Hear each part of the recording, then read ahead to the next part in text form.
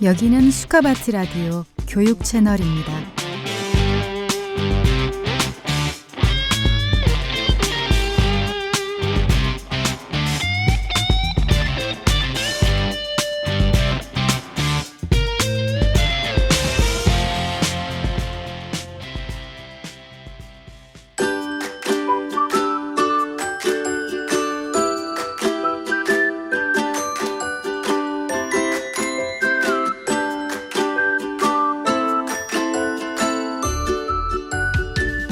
하늘에 핀 꽃을 보셨나요?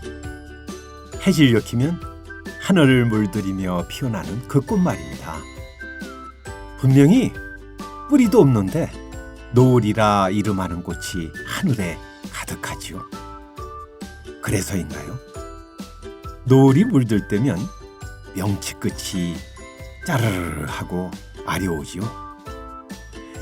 오죽하면 세계의 일화라는 멋진 말씀이 따로 있겠습니까?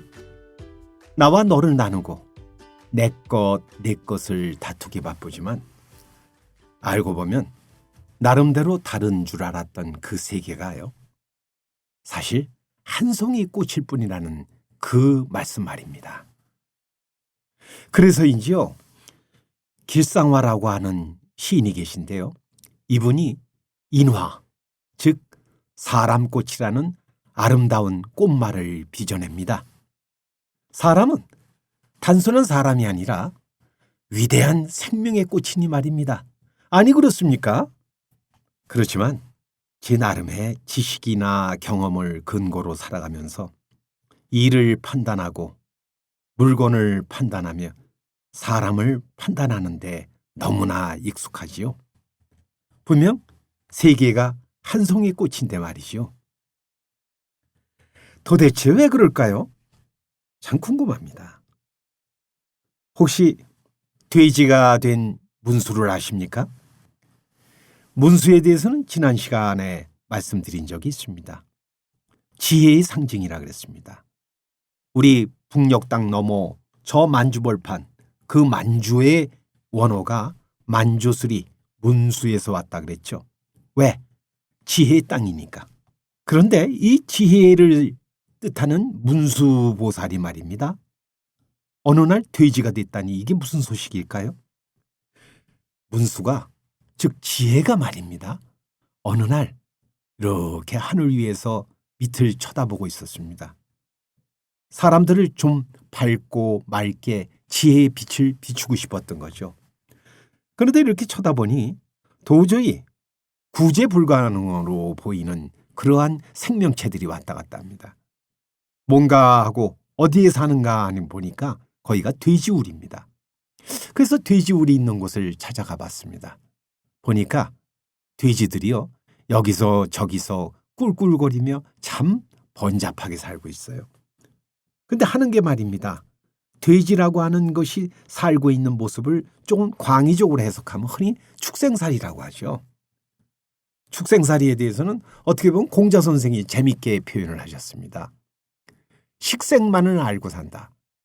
다시 얘기하면 먹는 거, 또 성적인 거, 이것만을 항상 염두에 두고 그것 속에서만 살아가는 양태를 축생이라고 합니다. 이 축생살이하고 있는 이러한 돼지들을 보니까 문수가 누굽니까? 지혜 아닙니까? 참 딱한 거예요. 그저 먹고 그냥 새끼 치는 데만 바쁘니 이게 얼마나 딱한 겁니까? 살되 그 살아가는 모습이 너무나 참 안타까운 거죠. 그래서 문수가 결심을 합니다.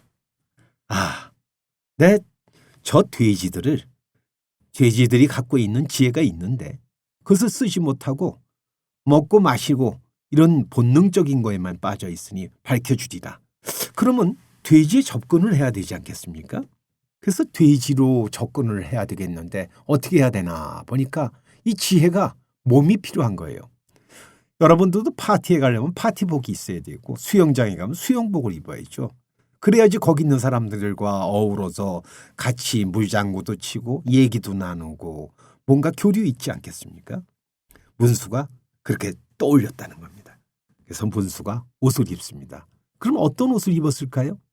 네, 다 알고 계시죠? 돼지의 옷을 입은 겁니다. 안은 지혜인데 돼지의 껍질을 썼습니다. 그러고서 그 돼지들 무리 속으로 이제 점점 진입해 갑니다. 돼지들과 하루의 일과를 얘기합니다. 또 돼지들과 먹는 것을 다투기도 합니다. 그러면서 이 문수는 좀 정확히 얘기하면 돼지가 된 문수죠. 돼지가 된 문수는요, 돼지들과 대화를 하면서 지혜를 밝혀주려고 했어요. 그런데 이것이요, 날이면 날마다 또 가는 곳마다 점점 돼지를 닮아가는데 본인만 모릅니다. 물들어가는 겁니다. 지혜의 빛으로서 그것을 드러내는 것이 아니라 돼지라는 껍질, 돼지라는 한계에 스스로 함정에 빠진 거죠. 그래가지고 문수보살이 돼지가 됐는데 이 돼지가 된 문수는요, 자기가 문수였는지를 잊어버리고 돼지로만 살았더라.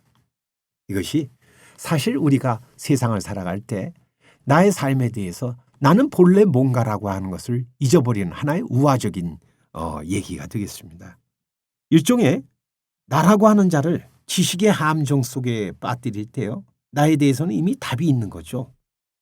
나는 남자, 여자, 몇 살, 또는 키가 커 작어, 내가 갖고 있는 예근고는 어느 정도야 라고 자기를 한정시키는 거 아니에요. 그럼 이 지식화는요, 대개가 계량화됩니다. 계량화는 뭐예요? 객관적 작업이죠. 객관화해서 그것을 가지고서 세상을 살아갑니다. 그러다 보니 세상을 살아가는 모든 이치가 계량화 속에서 다 갇혀버립니다. 이쪽에 도표화 또는 그래프화 이런 걸 가지고서 모든 것을 갖다가 단정짓죠.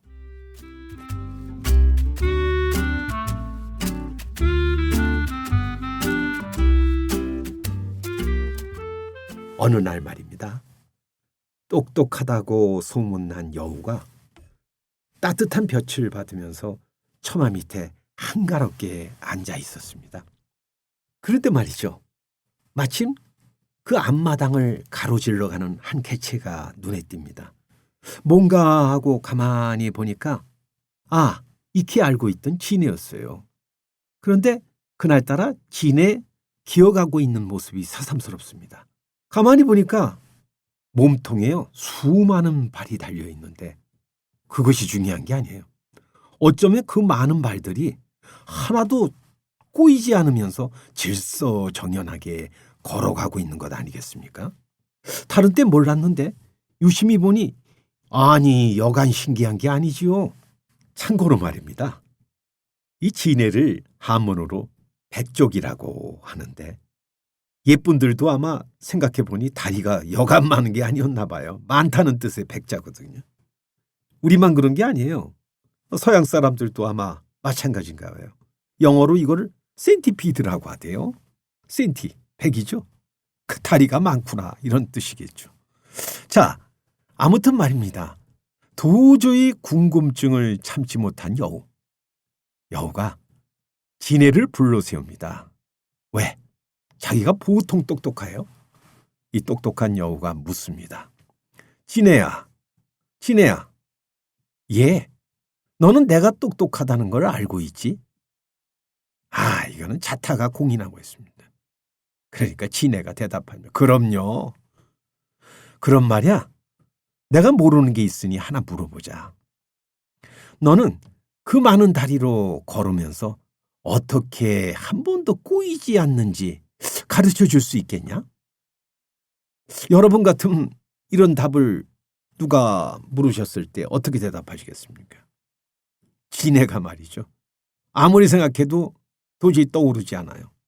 그래서 이렇게 얘기합니다. 저는 도무지 모르겠습니다. 이렇게 대답하니까 여우가 화를 내면서 꾸짖습니다. 이런 바보 같은 놈 봤나? 아니, 제 몸에 달린 다리가 어떻게 가는지도 모른다니 말이야. 그게 말이 되냐? 그러니까 진해가 변명을 합니다. 저는요, 한 번도 생각 안 해봐서 몰라요. 그냥 걸었어요. 여우가 야단을 또 치지요. 여태까지 그걸 고민하지 않았더니 진짜 멍청하구나. 어떻습니까? 우리 청취자 여러분들 들으시기에 여러분들은 그렇게 여우같이 똑똑하십니까? 아니면 지네같이 멍청하십니까? 제가 군 시절에 논산훈련소에서 훈련을 받는데 어느 친구가요, 왼다리 오른다리를 같이 올라가는 친구를 보고 하도 웃은 적이 있어요. 그래서 물었습니다. 자네는 어떻게 그렇게 묻나? 그러니까 조교가 와서 그때 아주 그 체벌이 있었죠. 이 사람 딴에는 남들은 왼발을 해야 되는데 같이 왼발 거기까지는 좋았어요. 근데 팔이 같이 왼쪽이 가는 거예요. 이게 도저히 저도 흉내내 봤는데 안 되더라고요. 어떻게 그럴 수 있냐 그랬더니 생각하면서 했대요. 제가 지금도 그거 안 잊혀지는데 내가 다리가 어떻게 올라가고 있지? 지금 행군을 하고 있는데 이 행군의 다리와 팔이 어떻게 가고 있지라고 하니까 그렇게 되고 있더라. 그러니까 엄청 어색하겠죠. 자, 다시 얘기로 돌아갔어요. 지네가 이렇게 얘기합니다. 그러고 보니까 참 이상하네요. 저한테 이 많은 다리가 있었다는 것도 생각 안 해봤는데 이 많은 다리가 어떻게 한 번도 꼬이지 않았을까요? 이때부터 지네는요, 심각한 고민이 시작됩니다. 밥도 잊어먹습니다. 또 친구와 약속도 잊어먹습니다. 오직 고민합니다. 이 많은 다리가 어떻게 꼬이지 않을까? 자, 나름대로 어떤 대답을 얻었나 봅니다. 여우를 찾아갑니다. 그러니까 여우가 네가 나한테 뭔가 용건이 있구나 해서 이제 다그치면서 묻습니다. 이제 알았냐? 예, 해답을 얻었습니다. 그럼 다시 한번 걸어봐라. 결과는 어땠을까요? 이 불쌍한 진해 걷자마자요, 다리가 뒤죽박죽으로 꼬여버리고 말았답니다. 아까 제가 논산훈련소에서 봤던 제 동료만큼 말이죠.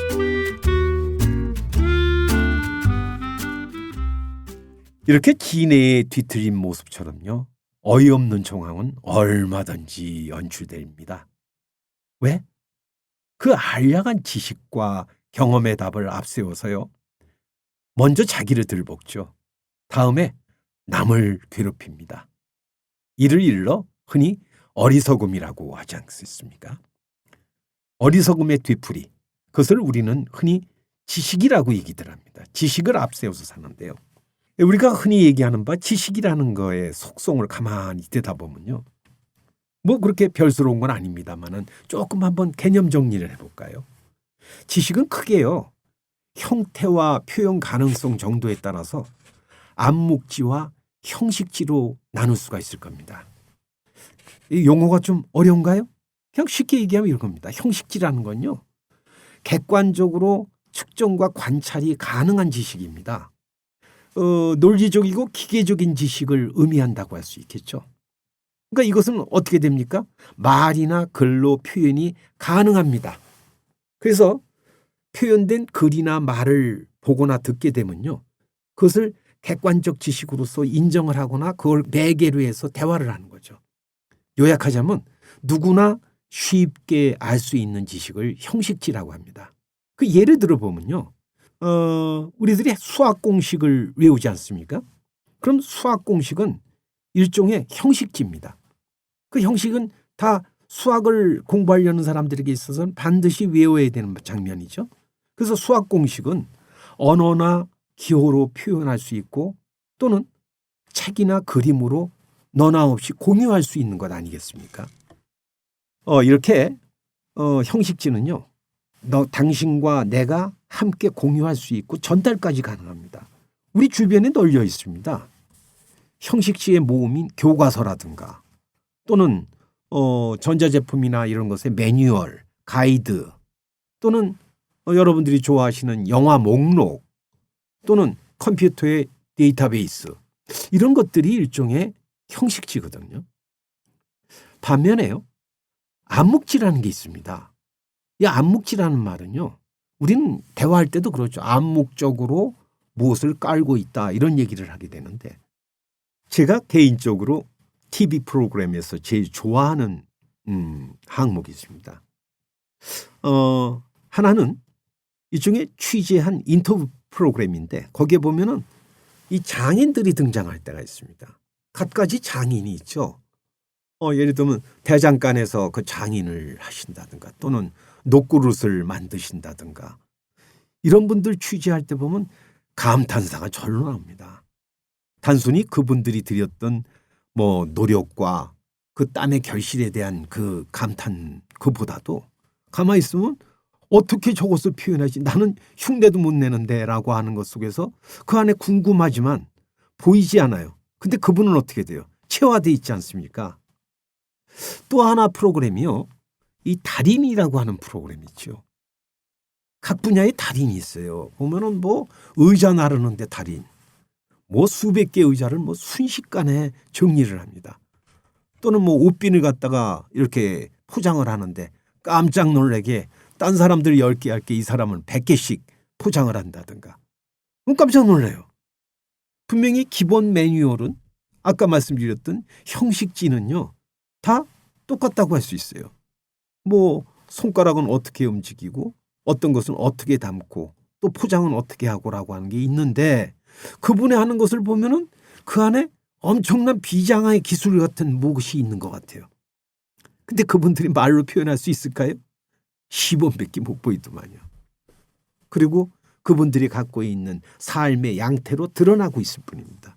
이렇게 자기 자신이 알고 있는 일종의 주관적인 지식, 이거를 암묵지라고 합니다.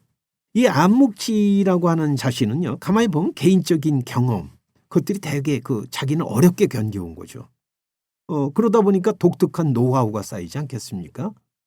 그리고 또 거기에 따르는 이미지 또는 숙련된 기술 이런 것들 이것이 개인의 머릿속에만 존재합니다. 머릿속이라기보다는 아까 체화라는 말씀을 드렸는데 그것을 겪은 사람만이 알고 있어요. 형식지로서는 도저히 표현이 안 된다는 거죠. 그러다 보니까 이 부분을 계량화하려고 하는 거에 능한 형식지의 사람들로서는 이 암묵지의 입장을 상당히 접근하려고 해도 못하고 또 알 수도 없는 입장이 되는 거죠. 예를 들면요. 뭐 우리는 매일 이 속에서 살고 있기 때문에 가장 일반적인 것 중에 제가 떠오르는 게 자동차 운전인데요. 자동차 운전을 이게 하실 때 처음에 초보 운전하시다가 나중에 베테랑이 되는 과정을 이렇게 거치지 않습니까? 제가 상담한 사례 중에 어떤 분들이 이혼 직전에 갔어요.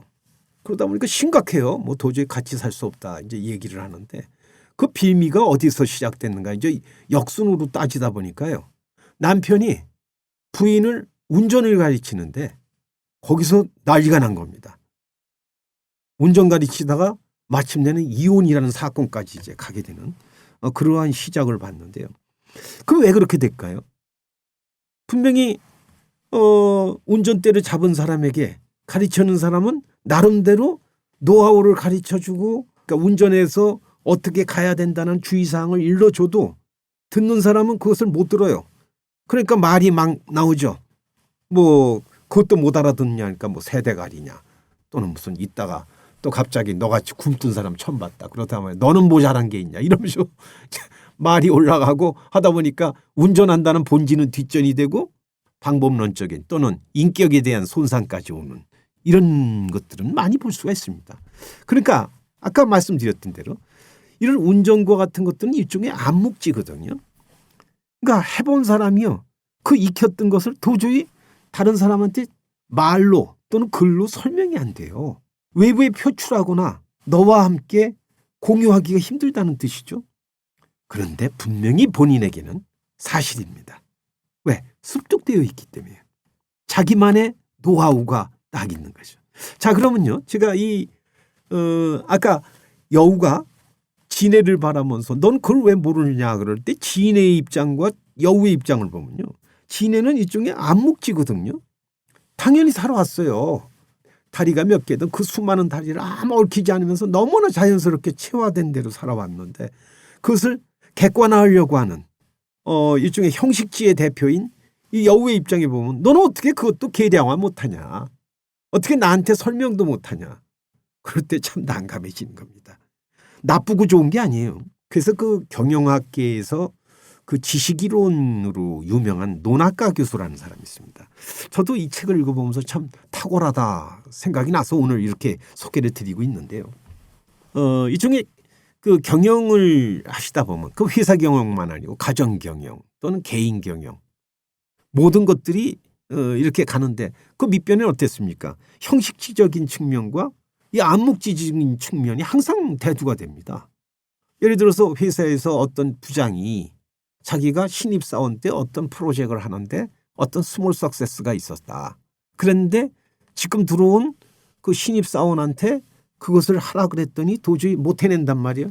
그랬을 때 넌 어떻게 그걸 못 해내냐 그럴 때 이게 이제 암묵지로서 된 것을 이것을 갖다가 사실적 즉 너도 갖고 있으리라고 하는 형식지로다가 이 전환이 안 되니까 여기서 이제 깝깝해지는 건데 이 노나까 교수가요. 지식이론을 얘기하면서 이렇게 얘기합니다. 암묵지가 고도화되거나 또 암묵지가 형식화해서 이런 형식지로다가 변해가지고요. 공유되는 등의 변환 과정을 거치면요. 마침내 높은 가치를 창조할 수 있다. 참 멋진 얘기입니다. 이렇게 요약이 되는 거죠. 암묵지와 형식지는요. 서로 배타적이지 않다는 겁니다. 한마디로 얘기하면 상호 보완적인 관계를 가지고 시간이 지나면서 즉 계속 보완 관계가 이어져 가는 거죠. 서로 간에 전이가 일어납니다. 그러면 지식이 창조된다는 겁니다. 이렇게 좀 지식의 세계에 대해서 한번 분류해서 말씀드렸는데요.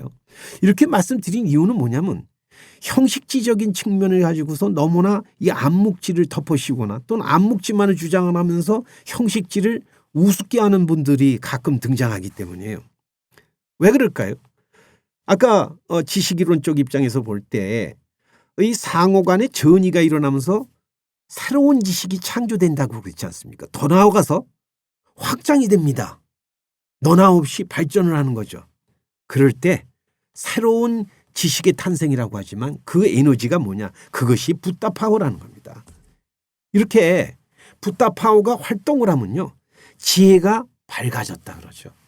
지혜가 밝아지니 나 혼자로 끝나는 게 아니에요. 너 그리고 일하고 있는 사람과 대상인 일 모두가 다 새로운 세계로 진입을 하면서 그 능력을 확장 또 그리고 개방하게 됩니다. 이럴 때 우리는 흔히 지혜가 밝아졌다고 하는 것 말씀드렸지 않습니까? 이렇게 지혜가 밝아질 때 어떻게 할까요? 행동합니다.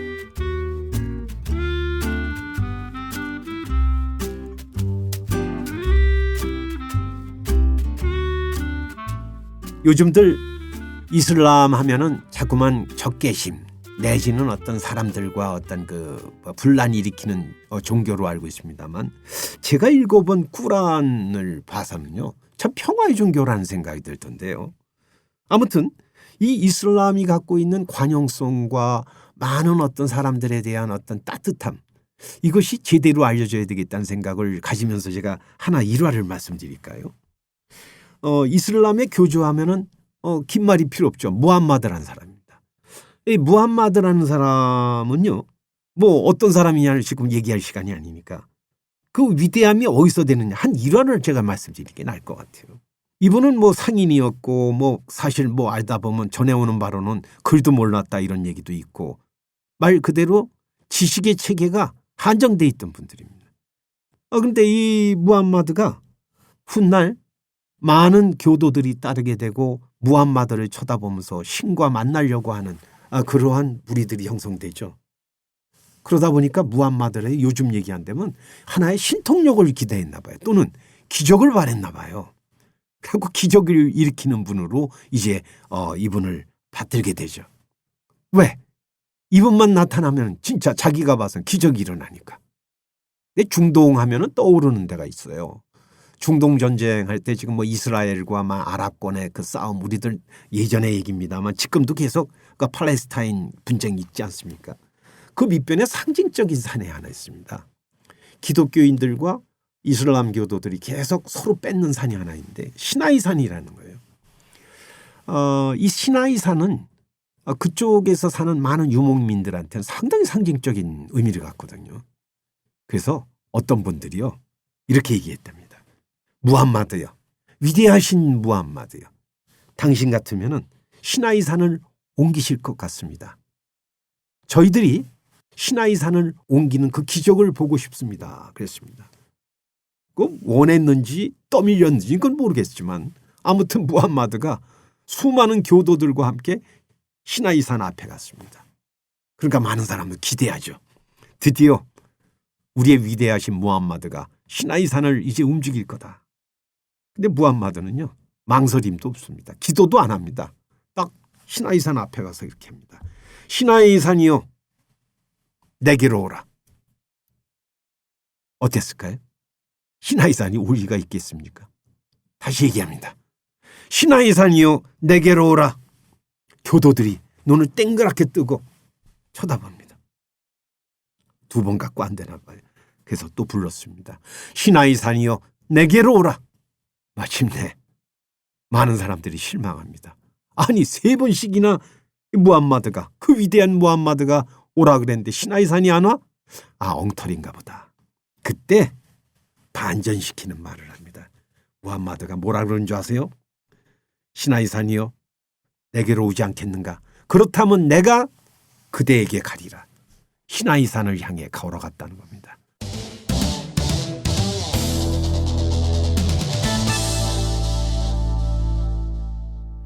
제가 말씀드린 것은 우리가 시나이 대상과 싸우려고 하지 말라는 겁니다. 그것은 지식의 싸움입니다. 우리들이 갖고 있는 어떠한 걸 가지고서 잘나고 못난 것을 논단하지 말라는 겁니다. 예를 들어요. 우리들이 지금 지하철을 타거나 또는 뭐 심지어는 건널목을 건너면서도 스마트폰 문자하는 분들 많잖아요. 옆에서 보면 위험하고 황당하기까지 한 건데, 그런데 그 손가락을 보면요, 와, 뭐 어떻게 눈치채지 못할 만큼 빨라요. 어떻게 저렇게 문자를 잘 보내지? 그러니까 어쩜 그렇게 타이핑을 잘하지? 그때 전 떠오르는 사람들이 있습니다. 70년대였는데요. 제 옆 사무실에 제가 문서가 필요하면 항상 커피 한 잔을 들고 찾아갔던 한 아가씨입니다. 뭔지 떠오르세요? 그 아가씨 직업은 타자수입니다. 타자를 엄청 빨리 칩니다. 뭐 1분에 몇백 타 이런 식으로 쳤다는 거예요. 근데 저는 타자를 못 쳤거든요. 그러니까 어떤 문서가 필요하면 가서 아양을 떨고 그분한테 시간을 내달라 이거예요. 잠깐 한 장만 쳐달라고. 이렇게 하면서 끝내는 이제 뭐 A4 용지 한 2-3장 얻기 위해서 몇 시간 기다린 적도 있거든요. 하지만 오늘 우리들은 어떻습니까? 길거리에서 또는 다방에서 또는 심지어 이불 속에서까지 손을 엄청 빠르게 놀릴 수 있죠. 어떻게 보면 모든 사람들의 타자수화 됐다고 얘기할 수 있습니다. 그러니까 예전에 타자수는 다 사라졌지만 모든 사람들이 다 타자수화 됐어요. 그러니까 우리가 타자를 하게 되는 능력이 갑자기 새로 생긴 걸까요?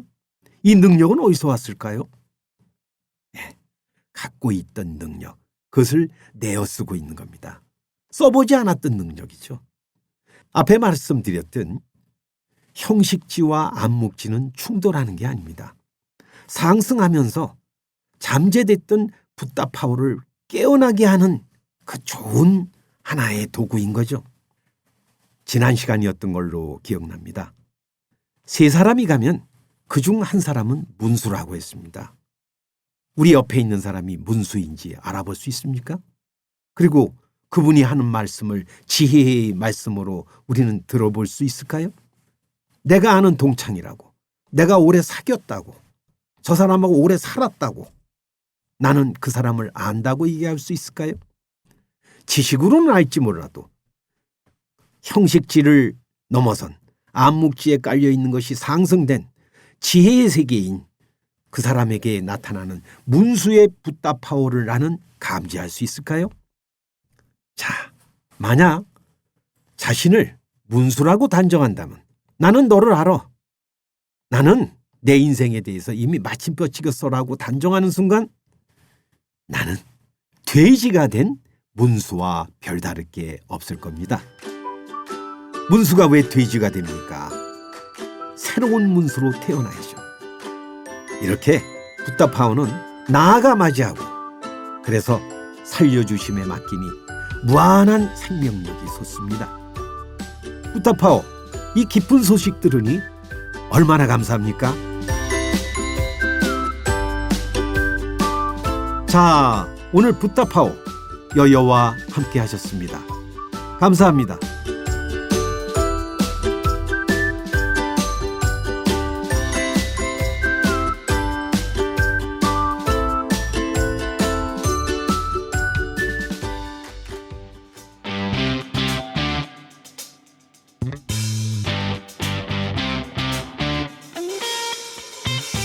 여기는 수카바티 라디오 교육 채널입니다.